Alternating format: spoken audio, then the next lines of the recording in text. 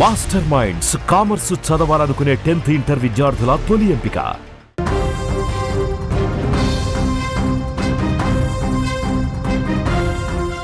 దేశవ్యాప్తంగా సామాన్యుడికి గట్టి షాక్ తగిలింది. పెట్రోల్, డీజిల్ ధరలు అమాంతం పెరిగాయి.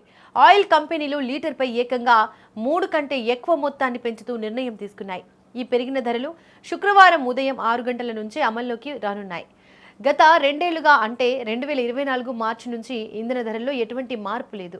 అప్పట్లో ఎన్నికలకు ముందు ₹2 తగ్గించిన ఆయిల్ కంపెనీలు ఇప్పుడు అంతర్జాతీయ పరిస్థితుల పేరుతో ఒక్కసారిగా బాధలు మొదలుపెట్టాయి. పశ్చిమాసియాలో జరుగుతున్న యుద్ధ పరిణామాల వల్ల ముడి చమురు సరఫరాపై ప్రభావం పడింది. దీంతో ప్రపంచ మార్కెట్లో క్రూడ్ ఆయిల్ రేట్లు విపరీతంగా పెరిగాయి.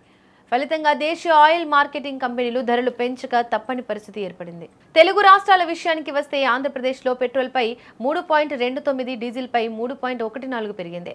తెలంగాణలో కూడా పెట్రోల్, డీజిల్ ధరలు లీటర్కు ₹3 చొప్పున పెంచారు. దీంతో హైదరాబాద్, అమరావతిలో వాహనదారులు బెంబెలెత్తిపోతున్నారు. దేశంలోని ప్రధాన మెట్రో నగరాల్లో కూడా ధరలు భారీగా మారాయి. ఢిల్లీలో లీటర్ పెట్రోల్ ధర 97.77గా ఉండగా డీజిల్ ధర 90.67కు చేరింది. కోల్కతాలో పెట్రోల్ ధర అత్యధికంగా 108.74 పలుకుతుండగా డీజిల్ ధర 95.13గా ఉంది. దేశ ఆర్థిక రాజధాని ముంబైలో పెట్రోల్ 106.68కి, డీజిల్ 93.14కు పెరిగింది. చెన్నైలో పెట్రోల్ 103.67, డీజిల్ 95.25గా నమోదైంది. ఇప్పటికే పెరిగిన నిత్యావసర ధరలతో సతమతమవుతున్న సామాన్యుడికి తాజా పెట్రోల్ ధరల పెంపు ఊపిరాడనివ్వకుండా చేస్తోంది. రవాణా ఖర్చులు పెరగడం వల్ల రాబోయే రోజుల్లో కూరగాయలు, ఇతర సరుకుల ధరలు కూడా పెరిగే అవకాశం ఉందని నిపుణులు హెచ్చరిస్తున్నారు.